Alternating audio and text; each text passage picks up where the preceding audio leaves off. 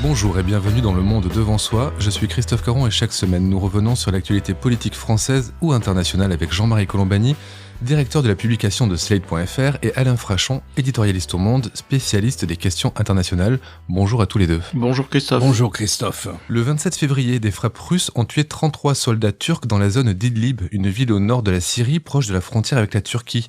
Les tensions sont vives depuis longtemps dans la région, mais l'opération russo-syrienne a fait craindre une brutale escalade, voire un conflit ouvert entre Ankara et Moscou. Les diplomaties européennes, onusiennes et l'OTAN s'en sont émues. Erdogan a recommencé son chantage à l'Europe en ouvrant les frontières aux réfugiés, et la Russie, elle, a tenté de faire redescendre la pression. Pour revenir sur cette crise, nous accueillons Ariane Bonzon. Ariane, bonjour. Bonjour Christophe. Vous êtes journaliste, spécialiste de la Turquie et autrice de Turquie, l'heure de vérité aux éditions Empreinte Temps Présent. Vous avez écrit cette semaine sur Slate un article « La guerre russo-turque n'aura pas lieu » et en effet, elle n'aura pas lieu, en tout cas pas tout de suite, puisqu'un accord a été trouvé entre Ankara et Moscou. On va y revenir. Mais la première question, Ariane, c'est quel est l'intérêt stratégique de la région d'Idlib où les soldats turcs ont été tués ? Alors cette région d'Idlib, on disait aussi la poche d'Idlib, parce qu'elle a été formée au fur et à mesure des 9 ans de guerre par un afflux de réfugiés venant des zones difficiles qui étaient en général opposées à Bachar el-Assad et qui se sont réfugiés dans cette grande zone qui est frontalière au nord-ouest de la Syrie et qui est frontalière avec la Turquie. Elle comporte 2 axes stratégiques de grandes routes, M4 et M5, ça c'est très important. Et non seulement il y a eu donc des afflux successifs de réfugiés venant d'un peu partout, fuyant les bombardements, mais il y a eu aussi tous les groupes rebelles qui se sont retrouvés là, des rebelles dits modérés, mais aussi des djihadistes, des gens beaucoup plus déterminés et beaucoup plus violents. Aux accords de Sotchi en 2018, il y a eu un accord entre Poutine et Erdogan, mais aussi avec l'Iran, que Erdogan aurait la responsabilité, l'autorité sur cette poche d'Idlib et à charge pour lui de canaliser, disons, les forces rebelles, voire de les liquider, parce que c'était un peu ça l'idée de Poutine. Donc ça, cette poche est devenue quand même un vrai abcès de fixation, d'autant plus que maintenant, l'urgence pour Poutine et l'urgence pour Assad, mais l'urgence pour Poutine, c'est maintenant d'en finir avec cette dernière poche de résistance. Et donc, l'armée syrienne s'est lancée, si vous voulez, à la reconquête, soutenue évidemment par l'aviation russe, à la reconquête de cette poche. Et donc, s'est retrouvée confrontée aux Turcs qui ne voulaient pas du tout perdre cette zone-là parce qu'elle est non seulement frontalière, mais parce qu'elle leur permet aussi, dans leur projet de ceinture, ils veulent faire une ceinture à la frontière syro-turque. Une zone tampon. Une zone tampon. Et c'était aussi éventuellement une des parties qu'ils auraient aimé avoir. Et puis ils ont une dizaine de postes d'observation. Ces postes d'observation étant l'enjeu de certains combats là de ces derniers jours parce qu'ils étaient encerclés ou ils étaient capturés par l'armée syrienne. Voilà, par les forces de Bachar el-Assad. Ariane, Moscou a parlé de bavure à propos de la mort des 33 soldats turcs. Vous y croyez ou c'est une action réfléchie ? Donc il y aurait eu 2 avions syriens et 2 avions russes. Et d'après les experts militaires, mais ça c'est, moi je n'en suis pas une, mais enfin d'après les experts militaires, dont certains experts turcs, mais pas seulement, ces frappes auraient été le fait des Russes. Parce que la manière dont la frappe a eu lieu, etc., il y avait que les avions russes qui pouvaient le faire. On disait aussi que c'était une riposte à une attaque turque sur une ville assez proche de ce lieu et que les Russes ont voulu riposter. Les Russes ont dit qu'il n'y avait pas simplement des soldats turcs, mais également des mouvements, enfin des rebelles. Je voulais rajouter une question aussi, parce qu'au point de départ de tout cela, il y a l'offensive turque contre les Kurdes à cette frontière-là. Alors où se situe aujourd'hui, désormais, les Kurdes par rapport à cette poche d'Idlib? Alors là, ils sont plus trop là, mais ils ont été chassés du nord. Vous savez, en fait, la Turquie actuellement, elle a déjà 2 zones. Une zone à Afrin, qui est un petit peu au nord de cette poche d'Idlib, et dont là, elle a chassé énormément de Kurdes autonomistes, Kurdes politisés. Il y a encore d'autres Kurdes, mais l'essentiel des Kurdes sont partis de cette zone-là, des Kurdes qui étaient proches du PKK, proches du PID, enfin des mouvements autonomistes kurdes, syriens et turcs. Donc là, elle a cette poche-là, elle l'a vidée des Kurdes. Et puis, il y a encore une autre poche qu'elle a, mais beaucoup plus loin, qu'elle avait obtenue après la grande opération qu'elle a lancée en octobre 2019, justement contre les autonomistes kurdes du nord de la Syrie, et qu'elle a obtenu de 100 km sur 30 km de profondeur à la frontière syrienne, et c'est une zone qu'elle avait obtenue de Poutine. Erdogan voulait beaucoup plus grand, il n'a eu que ça. Ça, c'est le nord-est de la Syrie. C'est assez compliqué, mais il faut en revenir à cette règle, à ce principe assez simple de compréhension de cette situation. Grosso modo, Ankara souhaite quasiment avoir une zone de confort ou de repli. Alors, on dit 9 km, 25 km, 30 km, tout le long de la frontière. Ça comprend la région du nord-ouest, comme on l'évoquait avec Jean-Marie, mais aussi celle du nord-est où ont été repoussés les Kurdes dans une ville qui s'appelle Kamishli, qui est quasiment à la jonction de 3 frontières, la Syrie, l'Irak et la Turquie. Qu'est-ce qu'il faut retenir de cette opération russo-syrienne ? C'est un coup de semonce, c'est un avertissement, c'est une manière de dire à Erdogan, non, finalement, vous n'allez pas pouvoir vous contrôler la Syrie comme vous voulez la contrôler, vous n'aurez pas votre zone tampon, ou c'est juste un événement de conflit? Non, c'est pas juste un événement. Moi, je crois que ces dernières semaines montrent une chose qui est importante pour l'avenir de la Syrie. C'est que les 3 puissances militaires étrangères qui occupent la Syrie, 2 avec l'accord du gouvernement de Damas, l'Iran et la Russie, et une 3e sans l'accord du gouvernement de Damas, mais avec l'accord des Russes, la Turquie. Donc vous avez 3 puissances non arabes, 3 anciens empires, ottomans, perses et russes, qui occupent la Syrie. Ces 3 puissances ont chacune un programme pour la Syrie. Et c'est pas le même. Et l'Iran peut mettre les bâtons dans les roues, voire totalement pourrir la situation pour les Russes, et de même que la Turquie. La Turquie a des objectifs très particuliers, celui dont a parlé Ariane, de maîtriser une partie du territoire turc pour lutter contre ces Kurdes, ou plutôt pour que ses propres Kurdes ne puissent pas s'en servir comme base arrière. Du territoire syrien. Hein. L'Iran a un autre objectif, l'Iran a une autre ambition qui, à mon avis, est beaucoup plus dangereuse pour la Russie, et je ne serais pas étonné qu'un jour ou l'autre, il y ait des incidents armés entre Iraniens et Russes en Syrie. Et la Russie, on voit bien quel est son objectif, c'est de pacifier la situation, d'être la puissance de tutelle qu'elle a été depuis 1970, depuis la fin des années 60 en Syrie, du temps de l'Union soviétique, de conserver sa base navale en Méditerranée, sa base aérienne, etc., et d'avoir un point d'appui dans le monde arabe et en Méditerranée orientale. Mais pour ça, il faut que les 2 autres, les Turcs et les Iraniens, se tiennent tranquilles. Ils n'ont pas l'intention de se tenir tranquilles. Et donc, moi, je crois que ça illustre le fait que les guerres de Syrie ne sont pas finies parce que les 3 puissances qui occupent ce pays n'ont pas du tout le même programme et n'ont pas la même vision d'avenir de la Syrie. Je suis d'accord. Et juste une petite précision. À Idlib, justement, dont on parlait, il y avait aussi des milices iraniennes chiites qui se battent aux côtés de l'armée syrienne. Le Hezbollah a perdu 9 hommes dans cette histoire Idlib, là, ces derniers jours. Donc, effectivement, là, on voit l'intrication, hein. Iran, on n'en parle pas beaucoup de l'Iran, mais il y a aussi cette présence iranienne. Juste une petite remarque, mais pour ceux qui se plaignaient d'une défaite stratégique des occidentaux entre guillemets, donc des États-Unis et des Européens dans la région, ça renvoie à une réflexion que Alain connaît bien de l'ancien secrétaire d'État Colin Powell sur le fait que tu le casses, voilà, tu t'en occupes. Tu t'en occupes. Voilà. Bienvenue au club, tu t'en occupes. Mais pour nous, Américains, et pour nous, Européens, il vaut mieux ne plus s'en occuper parce qu'en effet, 3 anciens empires s'affrontent et c'est leur problème et c'est quelque chose qui va durer. Mais c'est ce qu'on entend tout le temps dans les milieux diplomatiques, français en particulier. Poutine s'y est mis, et ben maintenant qu'il assume. Et on ne sortira pas un sou, par exemple, pour reconstruire, et qu'il y reste. Et on regarde presque d'une façon jouissive la façon dont il va s'enferrer ou pas. Alors Poutine s'y est mis, Poutine se débrouille. Il a signé un accord de cessez-le-feu avec Ankara. Il est entré en vigueur ce 6 mars.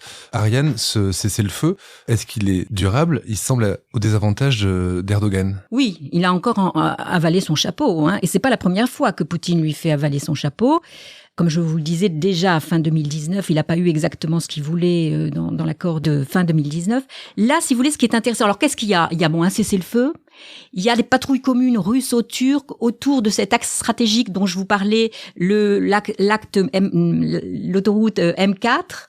Donc là, ils sont censés, si vous voulez, nettoyer cet axe stratégique, entre guillemets, des rebelles. Parce que ce qu'on reproche beaucoup à Erdogan, c'est l'omniprésence d'un mouvement djihadiste qui a fait effectivement d'Idlib sa base, qui est Hayat Tahrir al-Sham. Et c'est vrai que il y a une coopération entre l'armée turque. Vous savez, l'armée turque a formé, recyclé, entraîné et payé beaucoup de rebelles syriens. Elle les a fait venir en Turquie, Bon voilà, donc tous ces gens-là sont rassemblés dans une sorte ils appellent ça l'armée nationale syrienne, qui a fait quelques exactions aussi, qui est un mélange assez hétérogène idéologique. Et à côté de ça, vous avez ce mouvement djihadiste, Tayyar al-Hacham, qui a eu une proximité avec la Turquie. Alors la Syrie a beau jeu, si vous voulez, de reprocher à Erdogan la présence de ce mouvement djihadiste. C'est ça le prétexte. Mais en vérité, c'est comme le disait Alain, c'est pour récupérer, parce qu'ils en ont marre, c'est la dernière poche de résistance. L'accord de paix, j'y reviens. Ce qui est important, c'est ce qu'il n'y a pas. Erdogan n'a pas sa zone de sécurité, il l'a pas obtenue, il n'aime pas un petit bout, on aurait pu penser comme quelques kilomètres à la frontière, même pas ça. Donc ça, c'était vraiment l'une des choses qu'il voulait. Les postes d'observation, pour l'instant, à première vue, il va devoir en abandonner un ou deux, enfin quelques-uns, c'est déjà important. Et puis, il y a une des axes stratégiques, pas le M4, mais le M5, enfin la route M5, dont on dit rien, et qui sans doute, effectivement, là aussi, sera contrôlée par les Syriens et les Russes. Alors, vous avez parlé, Ariane, de patrouille russo-syrienne, et on a un peu de mal à suivre, en fait, les relations entre Moscou et Ankara. Ils s'affichent parfois comme des partenaires politiques, ils ont des relations commerciales assez poussées. Alors, par exemple, la Russie a besoin de la Turquie, qui contrôle le détroit du Bosphore. Poutine a récemment laissé Erdogan s'attaquer aux Kurdes, on en a parlé dans cette émission. Il y a une coopération dans les domaines énergétiques et militaires. Alain, quelle est la nature des relations entre Russie et Turquie? Ce sont des alliés de circonstance? Ce sont des ennemis qui savent s'entendre de temps en temps? Sans doute des alliés de circonstance pour Erdogan, mais moi je crois qu'il y a un dessein stratégique russe quand même, là, une vision à long terme, c'est d'arracher la Turquie à l'OTAN et d'affaiblir l'OTAN en gardant la Turquie. Et donc j'imagine que Poutine joue avec Erdogan, de temps en temps il lui donne ça, de temps en temps il lui donne ça. Il faut pas oublier que Erdogan a acheté un système de défense anti-aérienne qu'on appelle S-400, me semble-t-il, si ma mémoire est bonne, un système de défense de missiles anti-aériens à la Russie. Donc c'est de la provocation vis-à-vis de l'OTAN. Et en même temps, les Turcs disent nous ne voulons pas sortir de l'OTAN. Donc c'est difficile. Et en même temps, dans la configuration actuelle où il y a des frictions avec la Russie, que fait Erdogan ? Il se tourne vers l'OTAN en demandant le soutien de l'OTAN. Donc, je veux dire, c'est du grand n'importe quoi, mais néanmoins, c'est la façon dont il conduit les choses. Du grand n'importe quoi. C'est-à-dire qu'il y a une cohérence russe, très claire, et la cohérence turque, on a du mal à la voir. Vous parlez d'Erdogan qui cherche le soutien de l'OTAN, il cherche aussi le soutien de l'Europe et pour ça, il fait appel à ses moyens de pression habituels, c'est l'ouverture des frontières aux réfugiés pour les laisser rentrer sur le continent européen, et ce, malgré l'accord entre l'Union et Ankara. Il attend quoi de l'Europe, Erdogan, quand il fait ça ? En tout cas, c'est c'est vraiment une pratique d'État voyou que de se comporter comme cela, de faire croire que la frontière est ouverte et d'envoyer délibérément un certain nombre de personnes se heurter au fait que la frontière n'est pas ouverte. Et donc, avec la pression que l'on sait vis-à-vis de l'Union européenne. Alors, en même temps, il faut toujours rappeler que la Turquie abrite le plus grand nombre de réfugiés, puisqu'il y a à peu près 3,5 millions ou 3,7 millions réfugiés syriens en Turquie, à la charge de la Turquie, avec des financements qui viennent de l'Union européenne pour l'essentiel. Donc, sachant cela, néanmoins, ça n'excuse pas le comportement d'aujourd'hui d'Erdogan. Qu'est-ce qu'il cherche ? Probablement une aide financière supplémentaire. Voilà, je ne vois pas quel peut être le gain qu'il va retirer de je ne sais pas ce qu'en pense Ariane. Il me semble aussi que dans les défaites électorales qu'il a subies récemment, Erdogan, je pense qu'il attribue une bonne part de ces défaites électorales au poids dans le pays des réfugiés syriens et au rejet probablement de ces réfugiés syriens par une partie de la population turque. Donc il fait au fond une grande gesticulation sur le dos d'un certain nombre de réfugiés dont il escompte un bénéfice politique intérieur, ça me semble assez clair. Absolument. C'est effectivement pour détourner l'attention sur cet échec d'Idlib. 33 soldats turcs tués à Idlib, c'est énorme pour l'opinion publique turque. Ça le fragilise, ça, sur le plan intérieur ? Ah oui, énormément. Oui, absolument. Avant même la mort de ces 33 soldats turcs, il y avait près de 50% des Turcs qui ne voulaient pas que l'armée turque aille à Idlib. Qui ne voulaient pas de cette opération. C'est très organisé d'abord l'histoire des réfugiés. C'est pas n'importe lesquels. Ils sont transportés par des cars, des bus, des municipalités de l'AKP, des bus qui sont allés vider des centres de rapatriement. On remarque qu'il n'y a pas une majorité de Syriens. En vérité, il y a 20% de Syriens, des Afghans, des Africains, Irakiens aussi. J'ai parlé là hier à un activiste qui est à la frontière pour essayer d'aider ces pauvres gens. Mais effectivement, tout a été extrêmement organisé. TRT, qui est la chaîne d'État turc, mais qui a une version arabe, a publié par exemple des cartes des chemins d'accès à l'Europe. Voyez, il y a toute comme une sorte de guide en fait. Une sorte de guide, etc. Donc tout ça est très organisé. Le ministre de l'Intérieur donne des chiffres chaque jour. D'abord 1000, 2000, et puis après il donne des chiffres d'ailleurs qui sont faramineux par rapport à les retours que j'ai du terrain. C'est pas les chiffres qu'il y a. Et les Syriens ne sont pas les premiers à y aller. Pourquoi? Alors il faut bien parler de ces réfugiés sont en Turquie. Hein. Ce sont pas ceux de Syrie actuelle, ce sont ceux de Turquie, parce que effectivement il y a quasiment 4 millions de réfugiés.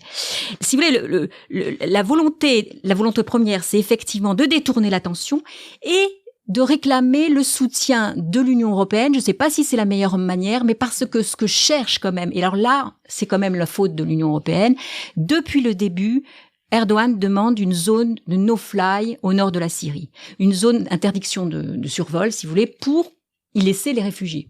Et ça a été refusé, et ça, c'est sans doute une des grosses erreurs. Alors ce matin, c'est refusé parce que la Russie le refuse. Non, c'est pas dans du pouvoir de l'Union européenne. Non. Je veux dire, ça n'est qu'un des acteurs de. Il faudrait une intervention militaire. Et oui, et donc si c'est pas les Européens qui vont faire une intervention militaire. Alors justement, voilà. Si vous vous souvenez bien, François Hollande l'avait esquissé, cette perspective. L'avait programmé même. Il s'est fait taper sur les doigts par le Quai d'Orsay et par les militaires, en disant on va pas commencer à interdire, parce qu'il y a rien de plus compliqué que d'interdire, de faire une zone d'interdiction de survol. D'après ce que je sais, ce matin, il se trouve que je parlais avec Bernard Guetta, qui est député européen.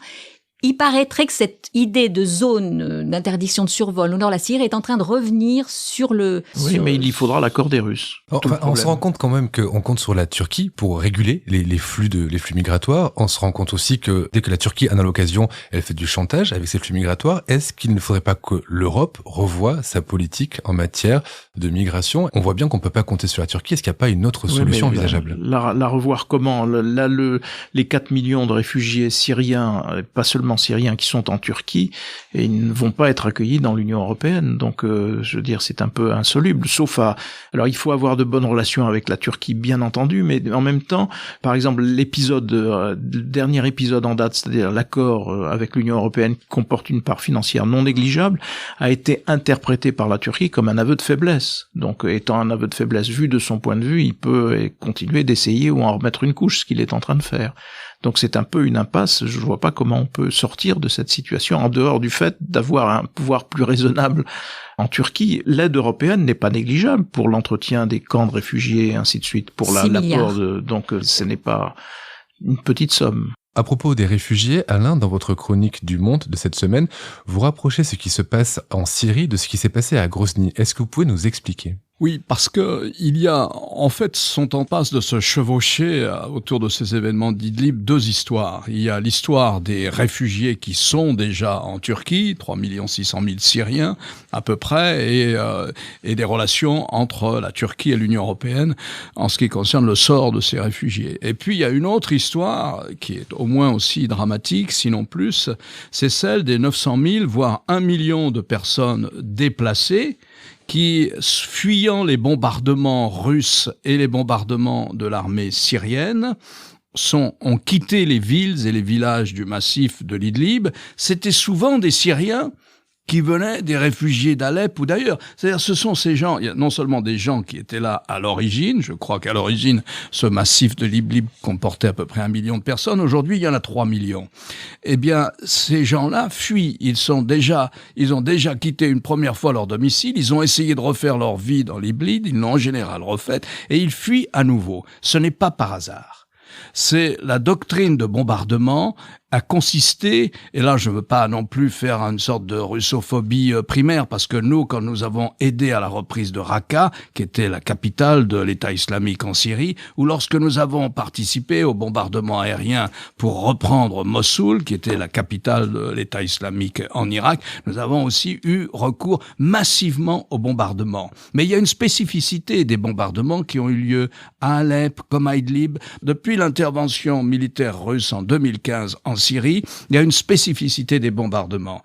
Il s'agit de bombarder tout ce dont la population civile a besoin, c'est-à-dire les marchés publics, les malls, les dispensaires, les hôpitaux et les écoles, pour faire fuir la population civile. Et là, on a le sentiment que c'est d'autant plus intentionnel que cette population civile, le régime s'en méfie. Elle a vécu très longtemps aux côtés des islamistes, des insurgés islamistes. Tout le spectre de l'insurrection anti-Bachar al-Assad est là, dans l'Idlib. Ça va de l'État islamique en passant par Al-Qaïda, tout ça sous des noms différents, et sans oublier les frères musulmans. Enfin, vous avez grosso modo une insurrection qui a été dominée très vite par les islamistes. C'était la même chose aussi à Alep et dans d'autres villes. Et donc, toutes ces populations qui ont souvent soutenu l'insurrection contre Bachar al-Assad, eh bien, on a le sentiment que les Russes et les Syriens mènent une politique objectivement d'épuration ethnique. Nous ne voulons plus de ces gens-là.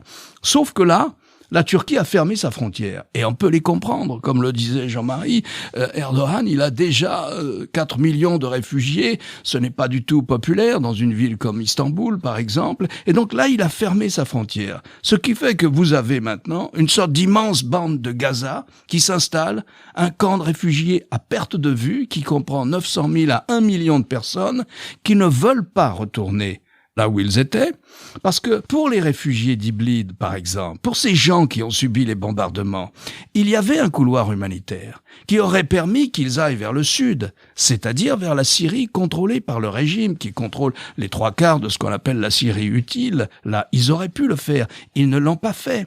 Si vous parcourez les camps de réfugiés en Jordanie, ou bien en Turquie, ou si vous demandez aux réfugiés libanais qui sont là-bas, l'ensemble, ça doit faire entre 5 et 6 millions de personnes, est-ce qu'ils veulent rentrer en Syrie? C'est non. Vous butez sur la question Bachar al-Assad. Vous butez sur cette question-là.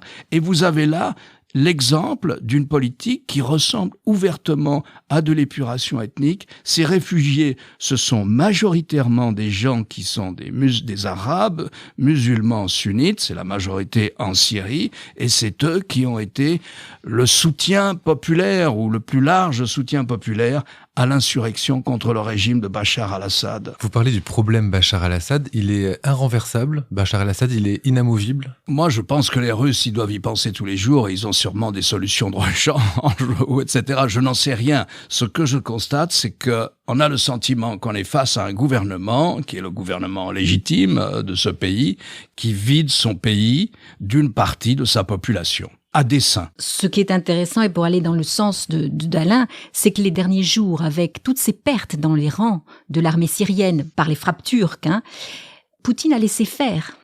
Et pourquoi est-ce qu'il a laissé faire alors que c'est son allié? Parce que c'est aussi une façon de dire à Assad, bon, tu vois, tu peux pas faire grand-chose sans moi. Et donc, le mettre un petit peu quand même encore plus sous sa coupe. Lui rappeler, lui faire une petite piqûre de rappel que bon, sans l'armée russe, il peut pas faire grand-chose. Il y a quelque chose de très intéressant là, dans ce que rappelle Ariane. C'est, en principe, la Syrie, on nous a toujours expliqué, notamment c'est ce que disait Obama aussi, la Syrie, maintenant, on peut plus rien faire parce que il y a un système de défense anti-aérien russe et c'est le meilleur du monde. Vous pouvez pas lancer un drone, un missile, un avion, un chasseur, il contrôle entièrement l'espace aérien. Mais là, qu'est-ce qui a fait le plus de morts dans l'armée syrienne? Lors de la contre-offensive des Turcs, 1500 morts, dit-on, parmi les soldats syriens, ou peut-être aussi les gens du Hezbollah et les autres milicites, tous les gens qui forment la soldatesque au service de Bachar al-Assad. Mais ce sont les drones qui ont fait le plus de morts. Autrement dit, les drones turcs échappent au système de défense anti-aérien russe. C'est une nouvelle assez intéressante, parce qu'il n'a pas actionné ce système de défense anti-aérien. Poutine n'a pas actionné, il a laissé les Turcs, les drones turcs, aller frapper l'armée syrienne dans le massif de l'Idlib. Et tout ça, ça donne une belle photo au Kremlin de Poutine souriant, accueillant Erdogan souriant. Donc comprenne qui pourra, comme dirait l'autre. Merci Ariane, merci Jean-Marie, merci Alain, et à la semaine prochaine pour un nouvel épisode du Monde devant soi. Vous venez d'écouter Le Monde devant soi, un podcast Slate.fr à retrouver tous les samedis matins sur Slate.fr ou sur votre application de podcast préférée. Si vous avez aimé, n'hésitez pas à vous y abonner et à nous mettre 5 étoiles.